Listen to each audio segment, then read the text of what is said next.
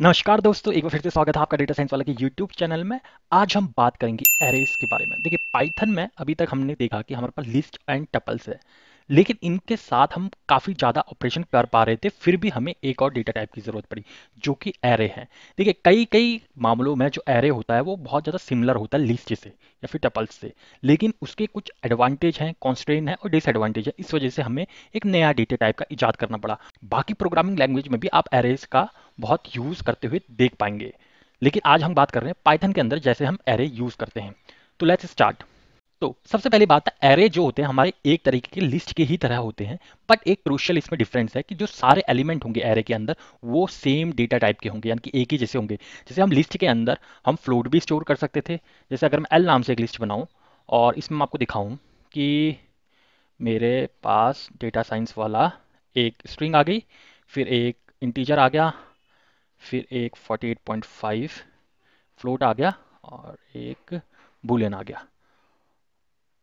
तो ये मेरी एक लिस्ट हो गई।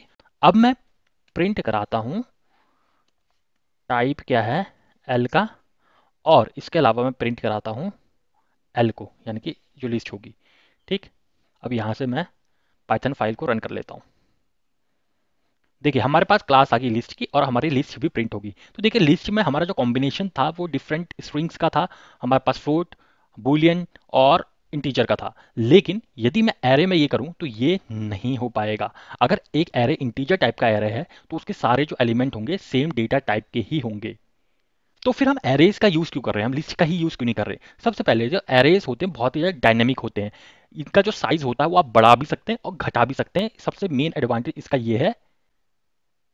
इसके अलावा हम इसके ऊपर बहुत सारे इफ़िशिएंट मेथड भी लगा सकते हैं। जैसे कि यदि हमें इसके ऊपर कुछ एलिमेंट ऐड करना है तो हम अपेंड यूज़ करेंगे और इंडेक्सिंग कर सकते हैं। इसमें एलिमेंट को रिमूव करना काफ़ी ज़्यादा ईजी हो जाता है एज़ कम्पेयर टू लिस्ट।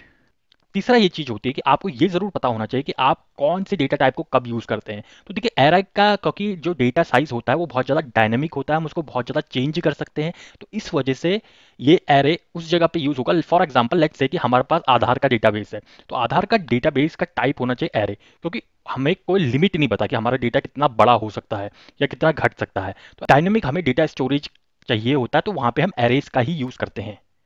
जैसे कि मैंने आपको बताया कि हम एरे का इस्तेमाल कर रहे हैं, तो सबसे पहला हमारा काम होगा कि हमें यहाँ पे एरे को इंपोर्ट करना है, क्योंकि अभी तक हमारे पास जो है आईडीई में एरे उपलब्ध नहीं है। तो सबसे पहले हम इंपोर्ट करेंगे एरे को। देखिए, इंपोर्ट का आपको मैंने बता रखा है, इंपोर्ट आप कर सकते हैं और सिंपल से आपको एरे लिखना है। तो यहाँ से आप एरे इंपोर्ट ईजिली कर सकते हैं। अब उसके अलावा अगर आपको कोई एरे बनाना हो तो उसको बनाने का तरीका ये होगा। मान लीजिएगा कि मैं एरे ना मान लीजिएगा कि मैंने एरे मॉड्यूल को अभी कॉल किया। देखिए, मॉड्यूल एरे को कॉल किया। अब इसके अंदर एक फंक्शनैलिटी होती है जिसको अभी हम कहते हैं एरे। तो ये तो मॉड्यूल इंपोर्ट हो गया, यहाँ देख पा रहे होंगे, लेकिन ये होगी एरे क्लास जिसको इंपोर्ट कर रहे हैं। अब इसके अंदर हम डिफाइन करेंगे एरे को। तो देखिए, बार बार हम एरे एरे एरे कर रहे हैं, तो ये थोड़ा सा ना दिक्कत वाली बात है। तो या तो हम इसको ऐसे भी कर सकते हैं कि हम इसको इसके एलियास फॉर्म में चेंज कर सकते हैं, जैसे एज ए आर आर लिख दें। ठीक है, तो अब ये इसको समझ नहीं पा रहा है। देखिए, हमारा जो आईडी है समझ नहीं पा रहा कि ये एरे तो डिफाइन ही नहीं है। अब मुझे या तो यहाँ पे ए आर आर लिख दूँ, तो अब ये डिफाइन कर लेगा। अब इसको पता चल गया ये मॉड्यूल है एरे का। या फिर एक और तरीका है जो मैंने आपको बता रखा है कि हम उस स्पेसिफिक मॉड्यूल से वो कोई स्पेसिफिक हम फंक्शन को इंपोर्ट कर लें। तो मैं लिखता हूँ फ्रॉम एरे, ये मॉड्यूल का नाम दिया है मैंने, इंपोर्ट एरे। यानी कि अब एक ही बार ये तो मॉड्यूल इंपोर्ट होगा हमारा और ये इसकी क्लास इंपोर्ट होगी, यानी कि पर्टिकुलर फंक्शन हमारा एरे नाम का वो इंपोर्ट हो गया। अब हम डायरेक्टली जब भी एक बार एरे टाइप करेंगे तो डायरेक्टली हमारा एरे का फंक्शन जो है वो इंपोर्ट हो रहा है। तो देखिए, हमने एरे तो इंपोर्ट कर लिया, बट लेट्स से कि मुझे एरे के अंदर कुछ वैल्यूज डालनी है। ठीक है, मैं वैल नाम से एक वेरिएबल बनाता हूँ और उसका जो टाइप होगा वो एरे होगा, क्लास ऑफ एरे। अब मुझे यहाँ पे जब भी एरे को डिफाइन करना होता है तो देखिएगा वो बताता है कि किस टाइप का एरे बनाना है। तो सबसे पहले आपको टाइप कोड डालना पड़ता है कि आपको किस तरीके का एरे बनाना है। अभी टाइप कोड क्या होगा वो मैं आपको बताऊंगा, पहले एक एग्जांपल से हम बना लेते हैं। तो ये मैंने इंटीजर नाम का साइंड इंटीजर नाम का एक एरे बना रहा हूँ, तो इसका मैंने टाइप दे दिया है। उसके बाद मैं लिस्ट की फॉर्म में इसके अंदर के एलिमेंट लिख दूंगा, जैसे 5,67,9,12। अब मैं अगर प्रिंट करूं वैल को और रन करूं, ओके सॉरी, जब मैंने इसको डिफाइन कर रहा हूँ ना, तो मेरे को इसको कोट्स में लिखना पड़ेगा। तो देखिएगा हमारे पास आउटपुट आ गया है। अब जो पहले वाला भाग है ये इसका टाइप कोड है, यानी कि ये जो एलिमेंट है ये किस टाइप के हैं। अगर आपको ये जानना है तो मैं आपको यहाँ पे एक लिस्ट दिखा देता हूँ, आप वहाँ से देख सकते हैं कि कौन कौन से हमारे पास टाइप कोड उपलब्ध है। तो अगर आपको ये दिख रहा होगा यहाँ पे, तो यहाँ पे आप देख सकते हैं कि डिफरेंट डिफरेंट हमारे पास टाइप कोड है। हमें जैसे हम नॉर्मल में क्या करते थे, जब हम हमें स्ट्रिंग चाहिए होता था तो str लगा देते थे किसी के आगे, जब हमें फ्लोट चाहिए होता था float लगा देते थे, जब हमें इंटीजर चाहिए होता था int लगा देते थे।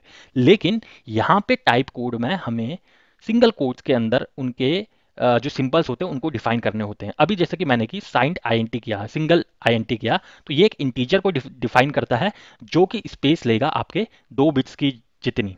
वैसे ही अगर मैं अनसाइंड करूं तो उसके लिए हमें को कैपिटल आई का यूज करना पड़ेगा, int ये भी 2 स्पेस की जगह लेगा। और अगर मेरे को लॉन्ग इंटीजर करना है, यानी कि मेरे को लंबे लंबे इंटीजर को स्टोर करना है, तो मैं कैपिटल एल का यहाँ यूज करूंगा जो कि साइज लेगा 4 बाइट्स की। वैसे ही फ्लोट के लिए हमारे पास एफ उपलब्ध है होता है, देखिए फ्लोट के लिए हमारे पास एफ उपलब्ध होता है। और अगर हमें डबल फ्लोट चाहिए, यानी कि फ्लोट से भी ज़्यादा स्पेस चाहिए हर एक फ्लोट के लिए, तो उसके लिए हम डी का इस्तेमाल कर सकते हैं। अगर हमें कोई कैरेक्टर स्टोर करने हैं तो हम यूनिकोड कैरेक्टर स्मॉल यू का प्रयोग कर सकते हैं। तो आपको कंसीडर करना होगा कि आपको किस तरीके का यहाँ पे चाहिए होगा डेटा टाइप। अब जैसे कि ये अब यहाँ समझते हैं कि साइंड और अनसाइंड से क्या मतलब होता है। तो अगर मैं वीएस कोड में दोबारा जाऊं और मैं यहाँ पे लेट से एक एलिमेंट -9 डाल देता हूँ, और उसके बाद मैं फिर से यहाँ पे रन करता हूँ। ठीक है, ये आ गया अभी -9। लेकिन यदि मैंने यहाँ पे कैपिटल आई लिख दिया होता, अब मैं इसको रन करके दिखाता हूँ, तो देखिएगा कैपिटल आई में इसने कहा है कि can not convert negative value to unsigned integer. तो जो भी अनसाइंड इंटीजर होता है वहां पे हम नेगेटिव वैल्यू नहीं डाल सकते हैं। तो इस वजह से ये मतलब हुआ जो हमारे टेबल में जहां पे भी लिखा है साइंड और अनसाइंड का। बाकी रेफरेंस के लिए मैं टेबल यहाँ पे आपको शो कर रहा हूँ, हम जैसे जैसे कोड करेंगे आप रेफरेंस से टेबल से देखते रहिएगा। जैसे जैसे आप प्रैक्टिस करेंगे आपको ये टेबल याद हो जाएगा, बहुत ईजी होता है। इसको फिर से चेंज कर देता हूँ आई पे। अब मान लीजिएगा कि मेरे को इस एरे के अंदर कोई भी वैल्यू को ऐड करना हो, तो देख ले उसके लिए हमारे पास ना एक फंक्शन उपलब्ध होता है। ठीक, जैसे मैं अगर प्रिंट के अंदर ही करूँ वैल्यू डॉट अपेंड, अपेंड मतलब कोई भी हमें एलिमेंट यहाँ पे ऐड करना है। तो लेट्स से मैं अपेंड कर देता हूँ 10 को। अभी तक 10 नहीं है मेरे पास, और मैं इसको अब रन करके दिखाता हूँ आपको। तो ये अभी देखिएगा वैल्यू हमें नन दे रहा है, क्योंकि ये रन टाइम में इस वैल्यू को नहीं दिखा पाएगा। तो मेरे को ये करना पड़ेगा, यहाँ पे पहले ही मैं कर दूं और उसके बाद मैं वैल्यू को दिखा दूं। अब देखेगा तो इसने लास्ट में एक जो वैल्यू होगी 10 इसको अपेंड कर दिया है। उसी तरह से ये तो अपेंड का मतलब होगा हम एक एलिमेंट को जोड़ रहे हैं अंत में। ठीक, अगर मेरे को कोई वैल्यू को रिमूव करना होगा, ठीक है, तो मैं उसकी जगह अपेंड की जगह लिख सकता हूँ वैल्यू डॉट रिमूव। अब मान लीजिएगा मेरे को 10 को ही रिमूव करना है, तो मैं इसके लिए रिमूव कर दे रहा हूँ, सिंपल सी बात।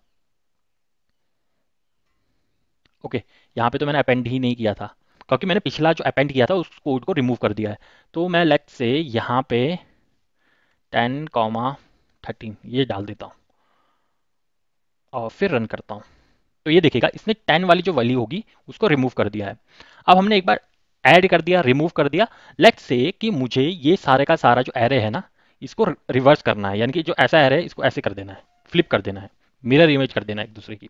तो उसके लिए मेरे को क्या करना पड़ेगा, अभी जितना ये एरे है ये अभी हमारा लेटेस्ट एरे है, इसके मैं यहाँ पे मैं एक फंक्शन यूज करता हूँ रिवर्स, और रिवर्स के अंदर कुछ डालने की ज़रूरत नहीं है, और मैं रन करता हूँ। तो देखिएगा हमारा एक्चुअल एरे ऐसा था, अब ये रिवर्स हो गया है, यानी कि जो लास्ट एलिमेंट 13 था अब वो फर्स्ट आ गया है, सेकंड लास्ट 10 था वो सेकंड आ गया है। तो इस तरह से हमारा जो एरे के अंदर डिफरेंट फंक्शंस होते हैं हम यूज़ कर पाते हैं।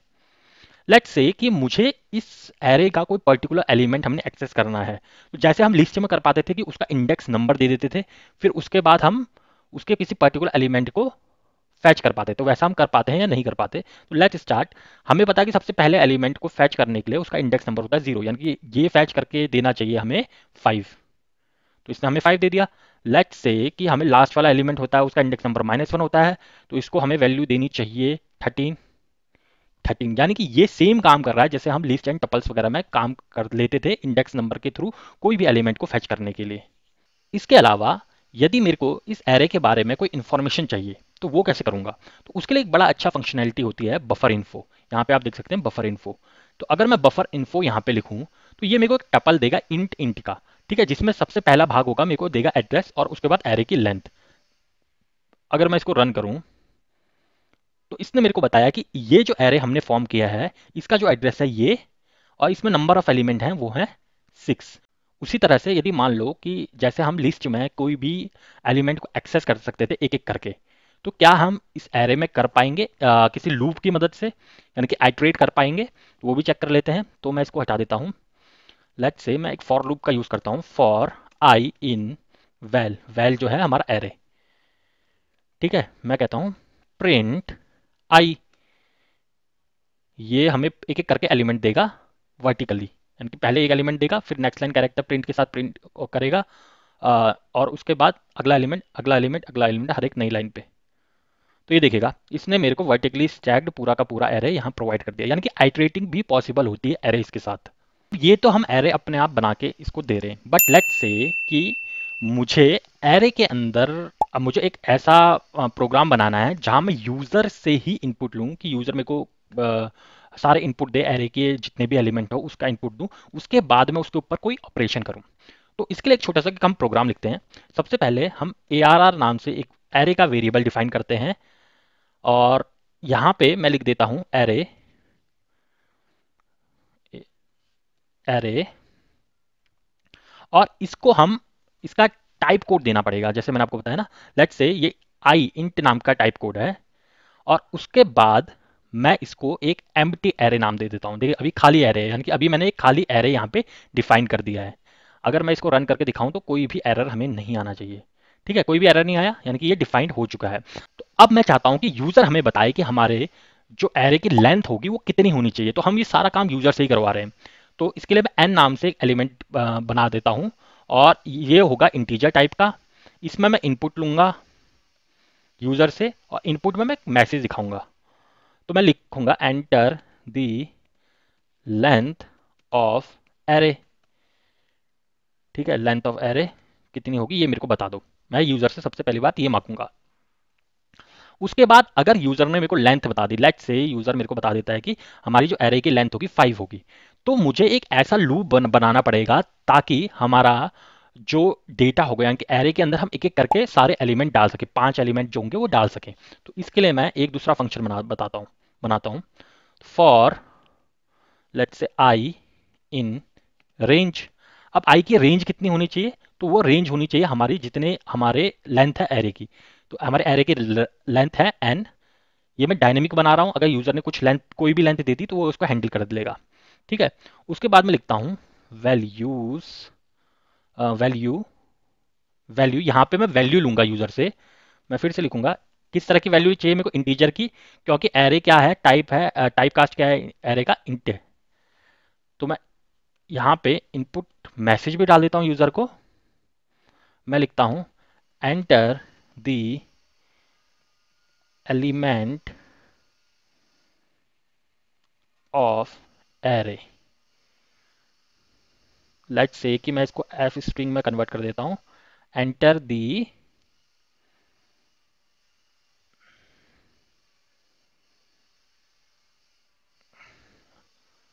i+1 एलिमेंट ऑफ एरे, ठीक है। ये यूजर को ऐसा करके मैसेज आएगा। तो यहाँ पे किस तरीके का मैसेज आना चाहिए? देखो इस लाइन पे यूजर को जाना चाहिए आई की वैल्यू, देखो कहां से कहां तक शुरू होगी, 0 से लेके 4 तक जाएगी, क्योंकि ये इंडेक्स नंबर के ऊपर काम कर रहा है, राइट। तो ये 0 से लेके स्टार्ट होगी, तो 0 से लेके n-1 तक जाएगी। जाएगी तो 5 ही बार, लेकिन पहली बार 0 वैल्यू होगी तो वो मेरे को देगा एंटर दी, यहाँ पे दी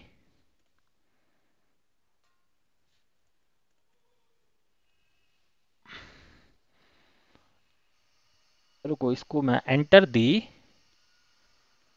एलिमेंट 1 या जो भी होगा ऑफ एरे, ठीक है।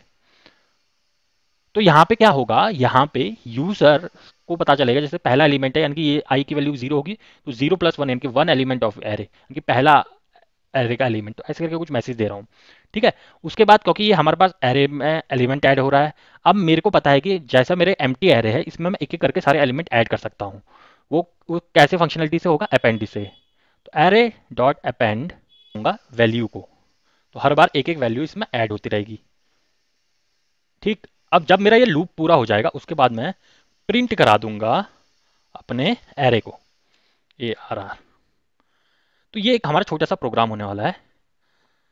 तो इसको अब हम रन करते हैं, देखते हैं कोई एरर तो नहीं है। देखिए एरे का लेंथ वो पूछ रहा है कि एरे का लेंथ यहाँ पे एंटर कर दीजिएगा, अगर आपको यहाँ दिख रहा है तो इजीली दिखेगा। तो लेट्स से मैं 5 ही ले लेता हूँ लेंथ। अब कह रहा है एरे का पहला एलिमेंट एंटर करो, लेट्स से मैं 12 कर देता हूँ, 34 कर देता हूँ, 67 कर देता हूँ, 45 कर देता हूँ और 32 कर देता हूँ। तो इसने मेरे को पूरा का पूरा एरे जो है वो फॉर्म करके दे दिया है। अब यदि मेरे को इसके आगे एक और काम करना है कि लेट्स से कि ये तो हमारे पास एरे आ गया, अब इसके आगे एक और छोटा सा हम काम करते हैं कि हम एरे के अंदर जो एलिमेंट है लेट्स से इसको एक आधार डेटाबेस मान लीजिएगा, और जो हम नंबर एंटर कर रहे हैं ये आधार आईडी है। अब यूजर आया, यूजर को एक पर्टिकुलर नंबर चाहिए कि यार ये आधार नंबर चेक करो इसमें है या नहीं है, तो वो कैसे करेंगे हम यहाँ पे। ठीक, तो उसके लिए सबसे पहली बात मेरे को यूजर से लेनी पड़ेगी एक वैल्यू। ठीक है, तो मैं लिखूंगा वैल्यू टू सर्च,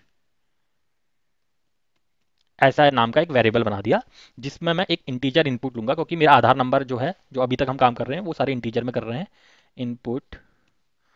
और इसमें एक मैसेज डिस्प्ले कर देता हूँ, enter the number you want to search. इसमें मैं कह रहा हूँ एंटर कर लो भैया नंबर जो आपको सर्च करना है। तो यहाँ पे तो यूजर हमें वो बताएगा कि हमें भाई ये वाला एलिमेंट सर्च करना है और तुम हमें लाके दो इसका इंडेक्स नंबर।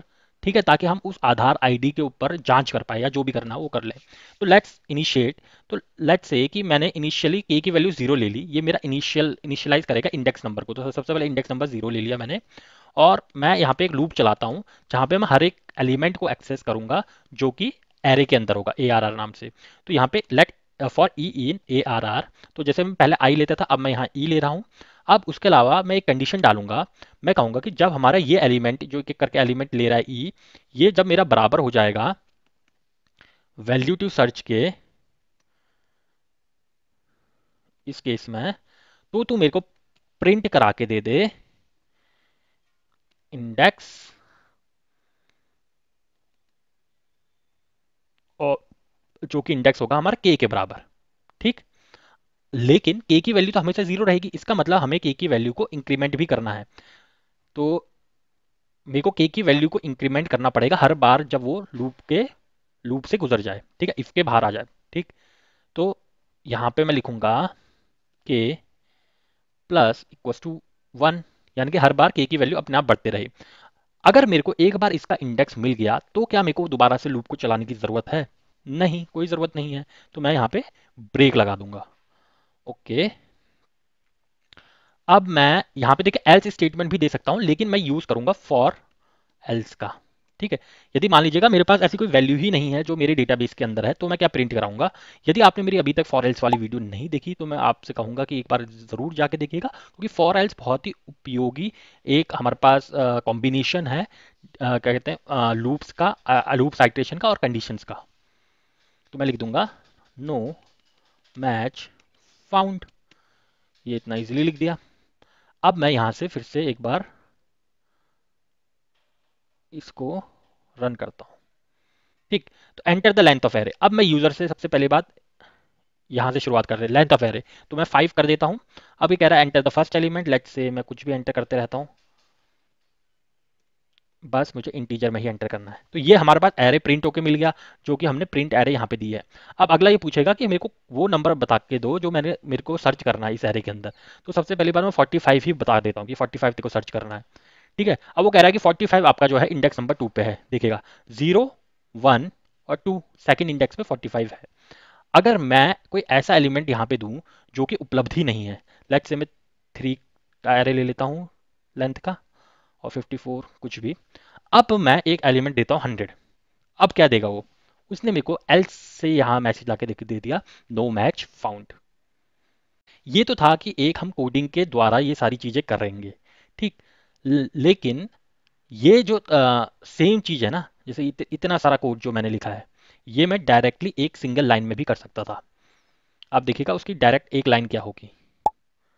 तो मैं अगर इसमें से डायरेक्ट प्रिंट कर दूं, print let's say index equals to, क्योंकि मेरे एरे के अंदर एक फंक्शनैलिटी उपलब्ध है जहां से मैं इंडेक्स को कॉल कर सकता हूं उसकी वैल्यू के अनुसार, वैल्यू टू सर्च, ठीक। अब ये इतना बड़ा फंक्शनैलिटी लिखने की जरूरत नहीं है क्योंकि हमारे पास डायरेक्टली फंक्शन उपलब्ध है ऑलरेडी। Let's try again. तो लेंथ ऑफ एरे मैं 4 ले लेता हूँ, 4 कोई भी एलिमेंट मैं यहाँ पे डाल देता हूँ, ठीक। अब मैं लेट्स से 34 सर्च करता हूँ यहाँ पे, 34 0 1 2 3, इंडेक्स नंबर 3 आना चाहिए। तो इंडेक्स नंबर 3 हमारा यहाँ डायरेक्टली भी आ गया एक सिंगल लाइन की मदद से। तो अब मैं चाहूंगा कि जैसे मैंने एक बड़े टास्क को छोटे छोटे चंक्स में ब्रेक किया, वहां पे मैंने कोडिंग के जरिए कुछ चीजें करके दिखाई, कुछ चीजें डायरेक्ट फंक्शन और मेथड्स का यूज करके दिखाया। तो वैसे ही आप भी कीजिएगा। आपको बिल्कुल ये नहीं करना कि एक तरफ से वीडियो चल रही है दूसरी तरफ से आप कोड लिख रहे हैं, ऐसे करके बिल्कुल समझ में नहीं आएगा। आपको अपना वीडियो एक बार पूरी देखनी है, नोट्स बनाने हैं, नोट्स बनाने के बाद आप प्रैक्टिस करना शुरू कीजिएगा, आप खुद से करना शुरू कीजिएगा। जहां पे आप फंस गए वहां पे आप वीडियो जरूर देखिएगा। यदि आपको कहीं पे भी कोई दिक्कत आई तो हमारा कमेंट सेक्शन हमेशा खुला रहता है, आप वहां पे कमेंट कीजिएगा, मैं उसका 100% आपको रिस्पॉन्स करूंगा। तो आशा करता हूं आपको ये वीडियो पसंद आई होगी। यदि पसंद आई तो लाइक शेयर और सब्सक्राइब जरूर कीजिएगा। डेटा साइंस वाले को अपना कीमती समय देने के लिए बहुत बहुत धन्यवाद।